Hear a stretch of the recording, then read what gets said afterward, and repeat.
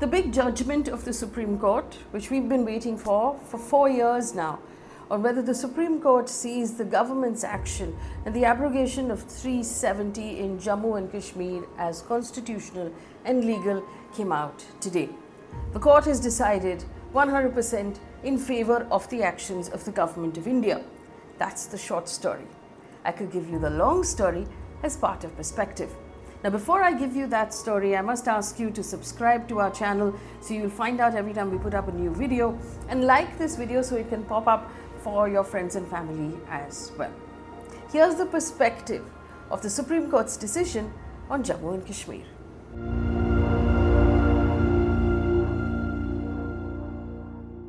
We have to begin, of course, by looking at the history. Let's start at 1947. Now, at 1947, Jammu and Kashmir was ruled by a king called Maharaj Hari Singh, who wanted really to sort of chart his own path and not want to join Pakistan or India. So he signed a standstill treaty with Pakistan, which Pakistan promptly violated, and invaded Kashmir. At which point Hari Singh was desperate. He asked India for help. India at that point offered help only under the condition that he agree to join India and sign the instrument of accession. He did sign it, and Jammu and Kashmir became part of India. But he did ask for special privileges for his people. These were rules that already existed at the time.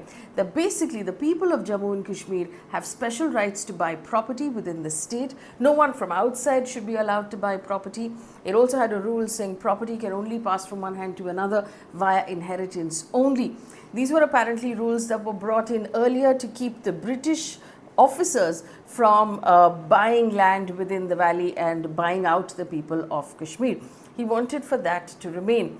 Also under that agreement was that this accession be temporary and not be permanent, which the Nehru government agreed to until it was placed before the Constituent Assembly that was deciding the Constitution of India and the Constituent Assembly that was deciding the Constitution of Jammu and Kashmir separately.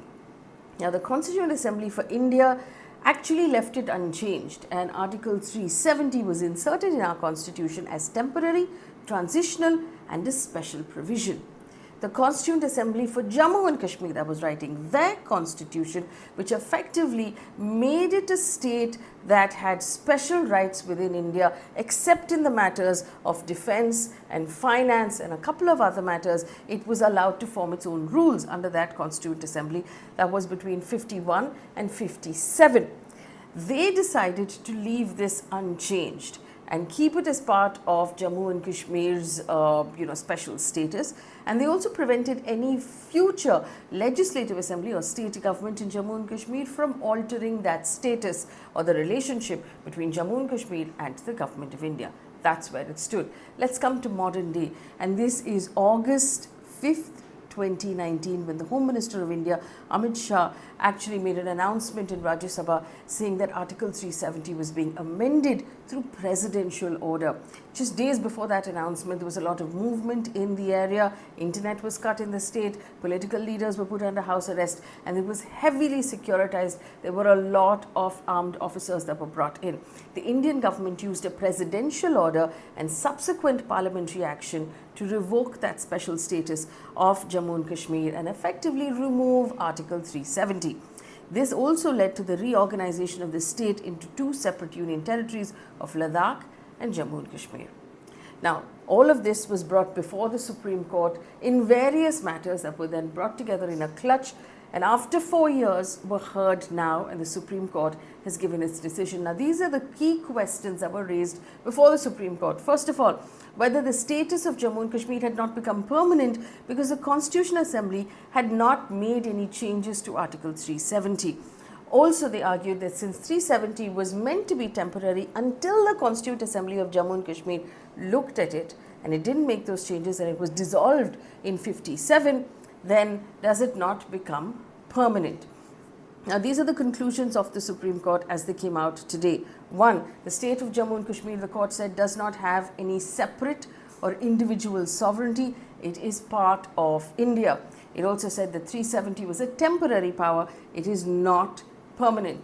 It said that it did not cease or did not become permanent because the Constituent Assembly ceased to exist. It also decided that the decision or the action of the President of India was not malified, which means it was not in bad faith, and the President had the power, in fact, to issue that notification and effectively declare Article 370 as ceases to operate without anybody's recommendation. It did not need the recommendation of the Jammu and Kashmir Constituent Assembly to do so. Now remember also, there were questions about human rights violations that came up. The court has asked for a separate sort of study and investigation to happen. Justice Kaul, in his concurring judgment, asked for a study into any human rights violations to be conducted separately. Also, on the matter of the fact that the government of India does not have the ability to change the status of a state into a union territory, the court has decided that since the government, via its lawyer, which is the Solicitor General, has already said that it plans to restore statehood eventually, it's not going to look into that matter. So the Supreme Court has actually directed the government to conduct elections for the state by September 2024 and restore statehood as soon as possible. Now, as soon as possible doesn't have a date to it. There's no time frame within which this should happen. It just ideally should happen whenever possible. Effectively, in the clutch of petitions that were placed before the Supreme Court, that the Supreme Court heard after 4 years, the Supreme Court has decided 100% in favor of the actions taken by Government of India, and none of the petitions or the arguments placed before the court by any of the petitioners have been granted at all. For more news and updates, download the Beetroot News app.